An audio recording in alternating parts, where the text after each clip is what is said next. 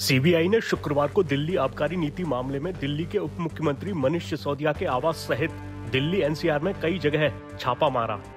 इस मामले को लेकर जहां दिल्ली में सत्तारूढ़ आम आदमी पार्टी ने केंद्र पर हमला बोला है, वहीं केंद्र में सत्तारूढ़ बीजेपी ने उस पर कड़ा पलटवार किया है। चलिए आपको पूरा मामला बताते हैं। न्यूज एजेंसी पीटीआई ने मामले से संबंधित अधिकारियों के हवाले से बताया है कि सीबीआई ने पिछले साल नवंबर में लाई गई दिल्ली आबकारी नीति को बनाने और उसके क्रियान्वयन में कथित अनियमितताओं के संबंध में एक प्राथमिकी दर्ज की है। दिल्ली के उपराज्यपाल वीके सक्सेना ने आबकारी नीति 2021-22 के क्रियान्वयन में कथित अनियमितताओं की सीबीआई से जांच कराने की सिफारिश की थी।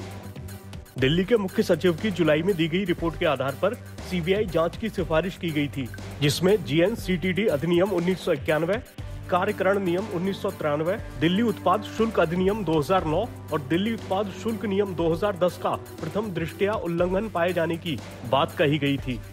अधिकारियों ने कहा कि इसके अलावा निविदा के बाद शराब कारोबारी संबंधी लाइसेंस हासिल करने वालों को अनुचित लाभ पहुंचाने के लिए जानबूझकर और प्रक्रियात्मक चूक की गई। इस बीच सिसोदिया ने सिलसिलेवार ट्वीट में कहा कि वो सीबीआई का स्वागत करते हैं। उन्होंने कहा, सीबीआई आई है, उनका स्वागत है। हम कट्टर ईमानदार हैं, लाखों बच्चों का भविष्य बना रहे हैं। बहुत ही दुर्भाग्यपूर्ण है कि हमारे देश में जो अच्छा काम करता है उसे इसी तरह परेशान किया जाता है। इसीलिए हमारा देश अभी तक नंबर 1 नहीं बन पाया। उन्होंने कहा, हम सीबीआई का स्वागत करते हैं, जांच में पूरा सहयोग देंगे ताकि सच जल्द सामने आ सके। सिसोदिया ने सभी आरोपों को खारिज करते हुए कहा, ये लोग दिल्ली में शिक्षा और स्वास्थ्य क्षेत्र में शानदार काम से परेशान हैं। इसीलिए दिल्ली के स्वास्थ्य मंत्री और शिक्षा मंत्री को पकड़ा है ताकि शिक्षा और स्वास्थ्य के अच्छे काम रोके जा सकें।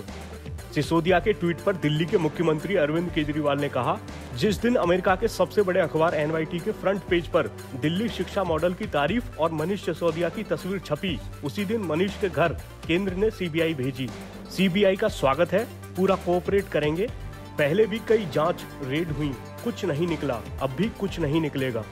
उधर बीजेपी ने आम आदमी पार्टी पर कड़ा पलटवार किया है। सबसे पहले सुनिए कि केंद्रीय मंत्री और बीजेपी नेता अनुराग ठाकुर का क्या कहना है।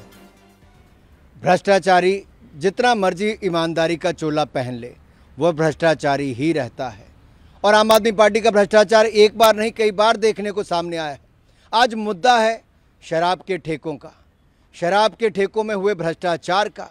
और इस विभाग के मंत्री हैं मनीष सिसोदिया जी। जिस दिन सीबीआई को जांच दी, उसी दिन शराब नीति को वापस लिया। अगर शराब नीति में कोई घोटाला नहीं था तो उसको वापस क्यों लिया? क्योंकि शराब के ठेकों में भ्रष्टाचार हुआ। शराब के ठेकों में दिल्ली में भयंकर भ्रष्टाचार हुआ। अरविंद केजरीवाल और मनीष सिसोदिया की सांठगांठ सामने आई, इसीलिए शराब नीति को वापस लिया। सीबीआई और जांच की डर अरविंद केजरीवाल जी को मजबूर करती है ट्वीट करने पर कि ये शिक्षा नहीं, ये शराब की बात हो रही है और आम आदमी पार्टी के शराब के ठेकों में हुए भ्रष्टाचार की बात हो रही है। जनता को मूर्ख न समझें, राष्ट्र के नाम अपना संदेश देना बंद करें। और मैं एक बात कहना चाहता हूं, आपके पहले मंत्री सत्येंद्र जैन जब जेल गए भ्रष्टाचार में, आपने तब भी उनको बर्खास्त नहीं किया। वो कहते हैं उनकी याददाश्त चले गई। आशा करता हूं एक्साइज मंत्री, एक्सक्यूज मंत्री तो बन गए हैं, कहीं उनकी भी याददाश्त ना चली जाए। पर जनता और देश जवाब चाहता है। ये शराब में ठेकों में जो भ्रष्टाचार हुआ, ये शराब के ठेकों का भ्रष्टाचार, ये जनता और देश के सामने आया है। आम आदमी पार्टी, अरविंद केजरीवाल जी और मनीष सिसोदिया जी की सच्चाई सामने आई कि कैसे घोटाले किए हैं। ये भ्रष्टाचार के खिलाफ आंदोलन करने की बात करते थे, कभी भी राजनीति में ना आने की बात करते थे। ये राजनीति में भी आए और भ्रष्टाचार में भी संलिप्त हुए। एक नहीं कई और उदाहरण ये आम आदमी पार्टी के सामने देखने को मिलते हैं। इस मामले पर बीजेपी सांसद प्रवेश वर्मा की भी प्रतिक्रिया सामने आई है। देखिए, अगर तो घोटाला हुआ है और अगर दिल्ली के हमारे मुख्यमंत्री और उप मुख्यमंत्री ने अगर सैकड़ों करोड़ का घोटाला कोई किया है और सीबीआई के पास में इसके जांच के सारे सबूत हैं, तो वो अब अपना बातों को कैसे गुमराह कर सकते हैं, कैसे अपना इधर उधर कर सकते हैं। मगर बाकी सारी बातें अलग हैं। उनको लिकर पॉलिसी के बारे में क्या बोलना है कि जैसी सीबीआई ने जांच को शुरू किया उन्होंने लिकर पॉलिसी को खत्म कर दिया। तो अगर आपकी लिकर पॉलिसी ठीक थी तो आपने उसको क्यों चेंज किया? आप क्यों अपना पुरानी पॉलिसी के ऊपर में जा रहे हैं?